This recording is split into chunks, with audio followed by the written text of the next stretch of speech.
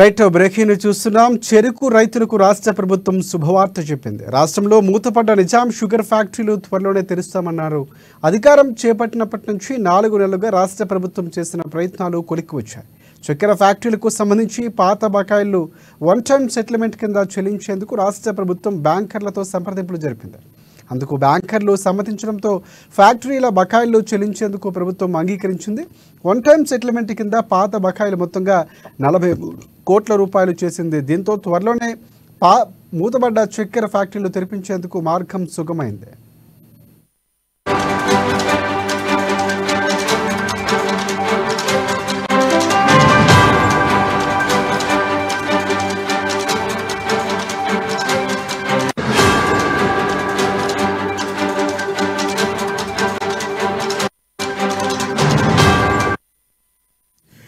Right breaking చూస్తున్నాం. చెరుకు రైతులకు రాష్ట్ర ప్రభుత్వం శుభవార్త చెప్పింది. రాష్ట్రంలో మూతపడ్డ నిజాం షుగర్ ఫ్యాక్టరీలు త్వరలోనే తెరుచుకోబోతున్నాయి. అధికారం చేపట్టినప్పటి నుంచి 4 నెలలుగా రాష్ట్ర ప్రభుత్వం చేసిన ప్రయత్నాలు ఒక కొలిక్కి వచ్చాయి. చక్కెర ఫ్యాక్టరీలకు సంబంధించిన పాత బకాయిలు వన్ టైం సెటిల్మెంట్ కింద చెల్లించేందుకు రాష్ట్ర సర్కారు బ్యాంకర్లతో సంప్రదింపులు జరిపింది. అందుకు బ్యాంకర్లు సమ్మతించడంతో ఫ్యాక్టరీల బకాయిలు చెల్లించేందుకు ప్రభుత్వం అంగీకరించింది. వన్ టైం సెటిల్మెంట్ కింద పాత బకాయిల మొత్తంగా 43 కోట్ల రూపాయలు విడుదల చేసింది. దీంతో త్వరలోనే మూతబడ్డ చక్కెర ఫ్యాక్టరీలు తెరిచేందుకు మార్గం సుగమమైంది. దీనికి సంబంధించి పూర్తి అప్డేట్స్ అందించేందుకు మా ప్రతినిధి రాంబాబు మనకి లైవ్లో సిద్ధంగా ఉన్నారు. ఎస్ రాంబాబు, చెప్పండి. చాలా చల్లటి కబర్ అనుకోవచ్చు. ఎన్నికలకు ముందు చాలా వరకు కాంగ్రెస్ పార్టీ కూడా కలిసి వచ్చే అంశాలు ఉన్నాయి. ఎస్, దీన్ని ఏ విధంగా చూడొచ్చు? దీనికి సంబంధించి అప్డేట్స్ ఏంటి?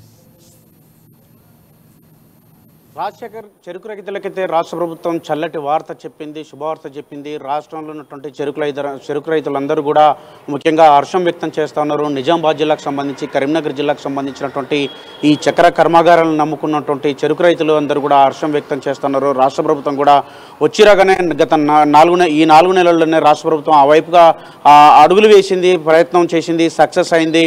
మొత్తానికైతే నిజాం కాలం నాటి 1937 సంవత్సరంలో ప్రారంభించినటువంటి నిజాం షుగర్ సంబంధించినటువంటి ఆ చక్కెర కర్మాగారాలకు సంబంధించినటువంటి అంశంలో గతంలో ఉన్నటువంటి ప్రభుత్వాలు దీని నిర్వహణ సాధ్యం కాదంటూ చెప్పేసి మూసేసినటువంటి పరిస్థితి ఉన్నది. ఈ యొక్క మూసేసినటువంటి షుగర్ ఫ్యాక్టరీలను తెరవాలని చెప్పేసి గతంలో ఉన్నటువంటి ఇటు బీఆర్ఎస్ సర్కార్ కూడా తెరుస్తామని చెప్పినా కానీ అటు వచ్చి రాగానే 2015లో కూడా ఆనాటి ముఖ్యమంత్రి ఇటు కేసీఆర్ కూడా ఈ యొక్క షుగర్ ఫ్యాక్టరీలను తెరిపిస్తాం, నిజాం షుగర్ ఫ్యాక్టరీలు అని చెప్పినా కానీ ఇంతవరకు సాధ్యం కాకపోవడంతో అక్కడ ఉన్నటువంటి ఇటు నిజామాబాద్ జిల్లాకు సంబంధించి, అదేవిధంగా మెట్పల్లి, బోధన్ తదితర ప్రాంతాల్లో ఉన్నటువంటి ఈ యొక్క చెరుకు రైతులకు సంబంధించి ఈ యొక్క మొత్తానికైతే ఆశ ఆవిరైపోయింది. ఈ నేపథ్యంలోనే కొత్తగా వచ్చినటువంటి కాంగ్రెస్ సర్కార్ వచ్చి రాగానే 4 నెలల కాలంలో ఈ యొక్క ఎన్నికల ముందు కూడా వాళ్ళు మేనిఫెస్టోలో కూడా ప్రకటించడం జరిగింది. ఈ యొక్క నిజాం షుగర్ ఫ్యాక్టరీస్ని తెరిపిస్తామని చెప్పడం జరిగింది.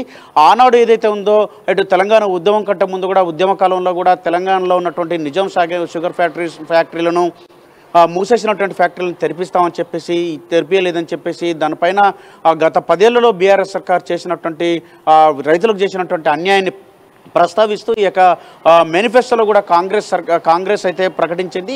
నిజాం షుగర్ ఫ్యాక్టరీస్ తెరిపిస్తామని చెప్పింది. అన్నట్టుగానే ఈ యొక్క 4 నెలల కాలంలో జనవరిలోనే దానికి సంబంధించినటువంటి సబ్ కమిటీని మంత్రి శ్రీధర్బాబు నేతృత్వంలో వేయడం జరిగింది. శ్రీధర్బాబు నేతృత్వంలోని సబ్ కమిటీ కూడా వైపుగా ఆలోచన చేసి సక్సెస్ కూడా సాధించడం జరిగింది. గతంలో ఉన్నటువంటి ఏదైతే బ్యాంకులకు సంబంధించినటువంటి అప్పులు ఏదైతే ఉన్నదో ఈ నిజాం షుగర్ ఫ్యాక్టరీస్కి సంబంధించినటువంటి దాంట్లో బ్యాంకులతోటి సంప్రదింపులు చేసి ఈ యొక్క వన్ టైం సెటిల్మెంట్కు అవకాశం ఇవ్వాలని కోరడం జరిగింది. అనుకున్నట్టుగానే బ్యాంకులు కూడా దానికి సమ్మతి వ్యక్తం చేయడంతో ఈ యొక్క బ్యాంకులకు వన్ టైం సెటిల్మెంట్కు ప్రభుత్వం ఇటు బ్యాంకులు అంగీకారంతో ఆర్థిక శాఖ కూడా 43 కోట్ల రూపాయలను కూడా విడుదల చేయడం జరిగింది. దీనికి సంబంధించి ఈ యొక్క వన్ టైం సెటిల్మెంట్ తోటి ఈ యొక్క బ్యాంకులను మళ్ళీ అంటే ఇక షుగర్ ఫ్యాక్టరీలను మళ్ళీ పునరుద్ధరించాలని చెప్పేసి రాష్ట్ర ప్రభుత్వం భావించింది. అందుకు అనుగుణంగానే 43 కోట్లు విడుదల చేయడంతో అక్కడ ఉన్నటువంటి రైతుల కళ్ళల్లో ఆనందం అయితే వ్యక్తం చేస్తూ ఉన్నారు. మొత్తానికైతే నిజాం షుగర్ ఫ్యాక్టరీస్ గత ఉద్యమ కాలం నుంచి కూడా అనేక సందర్భాల్లో దీన్ని తెరిపించాలని చెప్పేసి కూడా ఆందోళన చేసినా కానీ ఫలితం లేకపోవడం, ఆనాడు ఉన్నటువంటి సర్కార్ మహారాష్ట్రకు రైతులను తీసుకుపోయి అక్కడ పరిస్థితులను అంచనా వేసే విధంగా కూడా వాళ్ళని తీసుకుపోయి వచ్చిన తర్వాత కూడా ఫలితం లేకుండా పోయింది. ఆ తర్వాత ఆ కాంగ్రెస్ సర్కార్ వచ్చి రాగానే దీనిపైన నిర్ణయం తీసుకోవడమే కాకుండా సక్సెస్ కావడంతో ఇవాళ నిజామాబాద్ జిల్లాకు సంబంధించి కరీంనగర్ జిల్లాకు సంబంధించి చెరుకు రైతులకు సంబంధించి అయితే ఒక శుభవార్తనైతే మొత్తానికి రాష్ట్ర ప్రభుత్వం ఇచ్చిందని భావించాలి. దీంతో అక్కడ ఉన్నటువంటి రైతుల ఆనందంతో ఇటు కాంగ్రెస్ కూడా ఈ యొక్క ఎన్నికల్లో కలిసి వచ్చేటువంటి అంశం కూడా భావించవచ్చు. ఎందుకంటే గత కొన్నేళ్లుగా ఉన్నటువంటి ఈ యొక్క అంటే ఇటు ఎన్టీఆర్ పీరియడ్లోనే దీనికి సంబంధించినటువంటి ఒక ఫ్యాక్టరీని నెలకొల్పారు. అంతకంటే ముందు నిజాం కాలంలో 7వ నిజాం మీర్ ఉస్మాన్ అలీ ఖాన్ కాలంలో ఏర్పాటు చేసినటువంటి నిజాం షుగర్ సంబంధించినటువంటి అంశంలో నిర్వహణ సాధ్యం కావట్లేదని చెప్పేసి గత ప్రభుత్వాలు దీన్ని ఉమ్మడి ఆంధ్రప్రదేశ్లో దీనికి కొంత వాటాలను కూడా అమ్మినటువంటి పరిస్థితి, దక్కన్ సంస్థకు దీన్ని లీజ్కి ఇచ్చినటువంటి పరిస్థితి. ఆ నేపథ్యంలోనే దీన్ని నిర్వహణ సాధ్యం కాదని చెప్పేసి వాటర్ సమస్య, విద్యుత్ సమస్య, అనేక సమస్యల్ని బూచిగా చూపించి ఉన్నటువంటి ప్రభుత్వం దాన్ని మూసేసినటువంటి ధర్మిలా అన్నటువంటి టీఆర్ఎస్ సర్కార్ దాన్ని తెరిపించలేకపోవడంతో కాంగ్రెస్ సర్కార్ దీన్ని తెరిపించడంతో మొత్తానికైతే గత దశాబ్ద కాలంగా ఉన్నటువంటి తెలంగాణ ప్రజల చిరకాల కోరిక అయితే నెరవేరింది. అక్కడ ఉన్నటువంటి ఉత్తరాంధ్రకు సంబంధించినటువంటి అంటే ఉత్తర తెలంగాణకు సంబంధించినటువంటి రైతులైతే చెరుకు రైతులు ముఖ్యంగా నిజామాబాద్ రైతులు, అదేవిధంగా ఇటు అక్కడ ఉన్నటువంటి కరీంనగర్ జిల్లాకు సంబంధించిన రైతులైతే ఆనందం వ్యక్తం చేస్తున్నారు. ఈ యొక్క ప్రభుత్వ నిర్ణయంతో షుగర్స్ ఫ్యాక్టరీలు అయితే మరొకసారి తెరుచుకోబోతున్నాయని చెప్పి మొత్తానికి అయితే ఇది రాజకీయంగా ఇటు కాంగ్రెస్ పార్టీకి అయితే పెద్ద ఎత్తున లబ్ధి చేకూరేటువంటి అవకాశం ఉంది. దీంతో ఇటు ముఖ్యమంత్రి సెప్టెంబర్ 17 లోపే ఈ యొక్క నిజాం షుగర్స్ను ప్రారంభిస్తామని కూడా చెప్పడం జరిగింది. మొత్తానికైతే ఇది కాంగ్రెస్ పార్టీకి కలిసొచ్చే అంశంగా చెప్పుకోవచ్చు. రాజశేఖర్, రైట్ అంటే నిజాం షుగర్ ఫ్యాక్టరీకి సంబంధించి అంటే ఎంతమంది రైతులు ఉన్నారు, వారికి ఎంతమందికి లబ్ధి చేకూరే అవకాశం కనిపిస్తుంది? అంటే 2 ఫ్యాక్టరీలకు సంబంధించి పూర్తి స్థాయిలో చూసుకుంటే కనుక ఎన్ని ఫ్యాక్టరీలు ఉన్నాయి, వాటి లెక్కలు కూడా వేసినటువంటి పరిస్థితి కనిపిస్తుంది. సో ఇక్కడ బకాయిలు చెల్లించడం, సెటిల్మెంట్ అవ్వడం పూర్తి స్థాయిలో చూసుకుంటే రైతులకు లాభం, ఎంతమంది రైతులు లబ్ధి పొందే అవకాశం కనిపిస్తుంది? అంటే నిజామాబాద్ జిల్లాకు సంబంధించి, అదేవిధంగా కరీంనగర్ జిల్లాకు సంబంధించి, ఉత్తర తెలంగాణకు సంబంధించినటువంటి రైతులందరూ కూడా ఈ యొక్క నిజాం షుగర్స్ అదే దాటి మీద కర్మాగారాల మీద ఆధారపడతారు.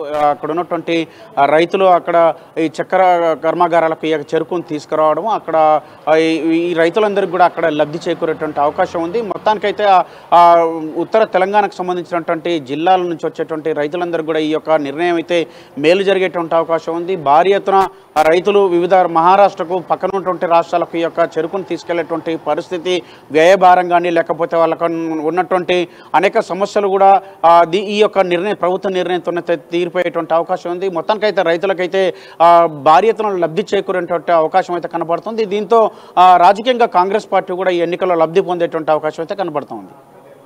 ఒక రకంగా చూసుకుంటే బీజేపీ పార్టీకి ఇరకాటం పెట్టే విధంగా అంటే కేంద్రం పూర్తి స్థాయిలో అధికారంలోకి రావాలంటే కాంగ్రెస్ పార్టీ వ్యూహాత్మకంగా వెళ్తుంది అనుకోవచ్చు. అలాగే ప్రధానంగా చూసుకుంటే అంటే రైతుకు సంబంధించి ఇక చెరుకు పంట కూడా అధిక సంఖ్యలో సాగు చేసే అవకాశాలు ఉన్నాయనుకోవచ్చు మనం.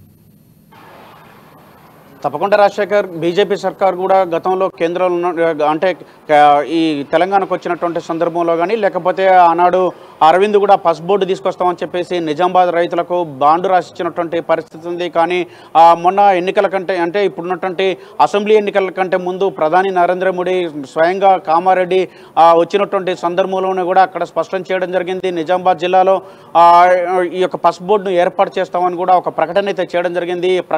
ఆ ప్రకటన చేసిన కానీ ఇంతవరకు దానికి సంబంధించినటువంటి ఎక్కడ ఏంది విధి విధానాలు ఏంది ఎక్కడ కూడా లేకపోవడంతో మరొకసారి కూడా ఈ యొక్క పసుపు బోర్డుకు సంబంధించినటువంటి అంశం తెరపైకి వచ్చింది. దీన్ని ప్రధానంగా ఇటు కాంగ్రెస్, బీఆర్ఎస్లు కూడా దీన్ని ఎత్తుకున్నటువంటి పరిస్థితి. మరొక వైపు ఇటు బీజేపీకి ఈ సంకటంగా మారినటువంటి ఈ పరిస్థితుల్లో మరొకవైపు ఇక చక్కెర అంటే నిజాం షుగర్స్ను పునరుద్ధరణకు సంబంధించినటువంటి అంశం అయితే ఇది ఉద్యమకాలం నుంచి ఉన్నటువంటి ఆకాంక్ష కాబట్టి దీన్ని కనుక కాంగ్రెస్ పార్టీ ప్రభుత్వం దీన్ని చేపట్టినటువంటి సందర్భంలోనే దీన్ని కాంగ్రెస్ సక్సెస్ సాధించిందని చెప్పుకోవాలి. ఎందుకంటే ఇటు నిజాం షుగర్స్ దశాబ్ద కాలంగా ఉన్నటువంటి ఈ సమస్యను పునరుద్ధరించాలని చెప్పేసి ఈ యొక్క కర్మాగారాన్ని పునరుద్ధరించాలని చెప్పేసి ప్రారంభించాలని చెప్పి దశాబ్ద కాలంగా ప్రజలు కోరుకున్నటువంటి సందర్భంలోనే కాంగ్రెస్ పార్టీ ఆ వైపు అడుగులేసి సక్సెస్ సాధించినటువంటి నేపథ్యంలో ఇది బీఆర్ఎస్కు ఇటు బీజేపీకి సంకటంగా మారింది.